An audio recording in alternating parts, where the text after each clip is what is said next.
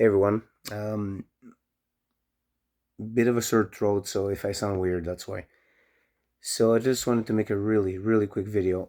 I see a lot of industry professionals wondering how come PFL is still with ESPN, how come they renew the deal when the UFC is with ESPN already, and according to sources, UFC is not happy that there's another MMA organization at ESPN.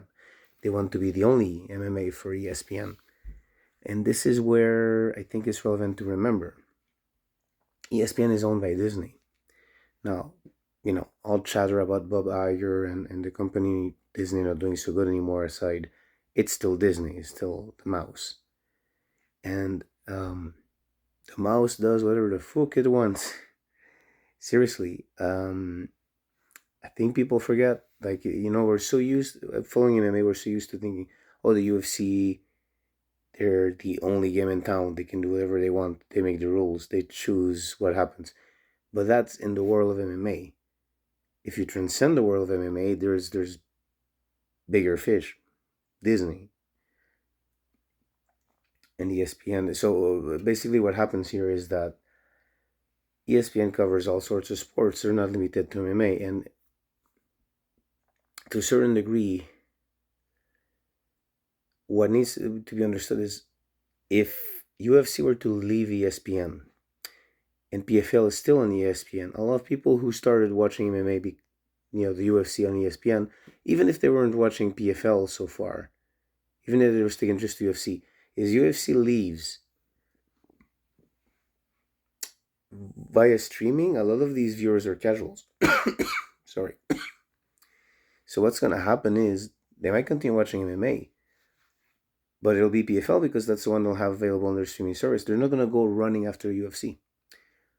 The people who go running after UFC are the pay-per-view people, but keep in mind with ESPN, there's a lot more to view there. So ESPN is also sending a message by keeping PFL around. And that will be important negotiations because, again, I'm telling you, I don't think UFC wants to leave ESPN if there's another MMA in ESPN. And that's going to come in negotiations because they have built this, like, since 2020 in the pandemic and all that. No, ESPN started before, but I mean, since, they were the first sport to come back, they have built an incredible following on that platform. For them to go somewhere else could be hurtful to their brand. If there's an alternative already in that same platform. Because again,